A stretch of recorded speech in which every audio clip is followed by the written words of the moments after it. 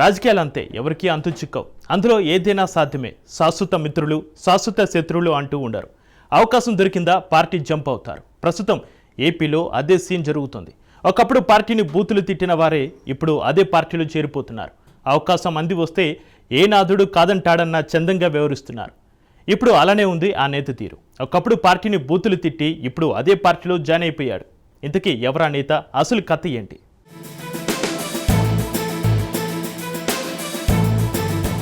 నా భూతో నా భవిష్యత్ ఒకప్పటి మాట, నా భూతే నా భవిష్యత్ ఇప్పటి మాట. ఇప్పుడు వైసీపీలో చేరుతున్న నేతలకు కరెక్ట్ గా ఇది సరిపోతుంది. టికెట్ల కోసం బూతులు తిట్టిన పార్టీ కేసే చూస్తున్నారు, అందులో చేరిపోతున్నారు. అసలు ఇదేం రాజకీయ సంస్కృతి? బూతులు మాట్లాడే నాయకులు వెరసి ఆంధ్రప్రదేశ్ రాజకీయాన్ని అపవిత్రం చేస్తున్నారన్న విమర్శలు వినిపిస్తున్నాయి.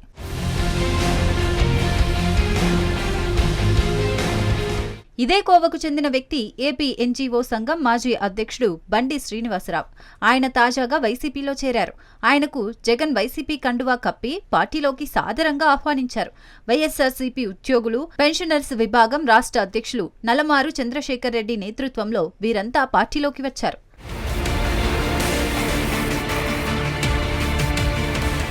వైఎస్ జగన్ ను మళ్లీ ముఖ్యమంత్రిని చేయాలన్న లక్ష్యంతో వైసీపీలో చేరడం జరిగిందని ఉద్యోగుల సంఘం మాజీ రాష్ట్ర అధ్యక్షుడు బివి సుబ్బారావు అన్నారు. ప్రభుత్వంపై ఉద్యోగ వర్గాల ఆలోచనల్లో వచ్చిన మార్పులను ఆయనకు వివరించడం జరిగిందన్నారు.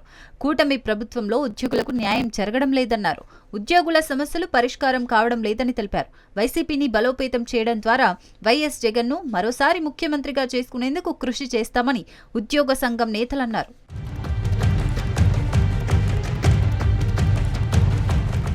మాట తప్పని మడమ తిప్పని నాయకుడు జగన్ అని కితాబిచ్చారు బండి శ్రీనివాసరావు. జగన్ లాంటి వ్యక్తిని మళ్లీ సీఎంను చేసుకోవాలనే బలమైన సంకల్పంతో పార్టీ కోసం పనిచేస్తానని చెప్పారు. మాజీ ముఖ్యమంత్రి వైఎస్ జగన్ గారి సమక్షంలో పార్టీలో చేరడం జరిగింది. మాట తప్పను మడమ తిప్పను అని మాటల్లో కాకుండా తన 5 ఏళ్ల సంక్షేమ పాలనతో నిరూపించుకున్న గొప్ప నాయకుడు జగన్ అని కొనియాడారు. మేనిఫెస్టోను ఖురాన్, బైబిల్, భగవద్గీతగా భావించి పరిపాలన చేశారన్నారు. ఆయన్ను తిరిగి ముఖ్యమంత్రిని చేసుకోవాలన్న లక్ష్యంతో చేస్తామని తెలిపారు.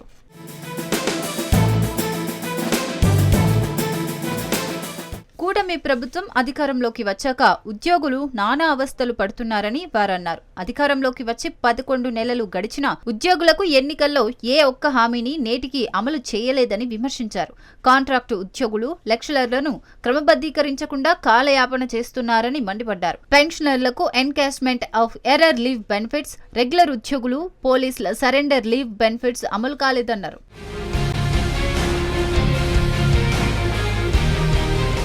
కాగా గతంలో ప్రభుత్వ ఉద్యోగ సంఘాలు గత జగన్ ప్రభుత్వానికి వ్యతిరేకంగా ఉన్నాయి. 2022, 2023లో జగన్ కు వ్యతిరేకంగా ఉద్యమాలు చేశారు, నిరసనలకు దిగారు.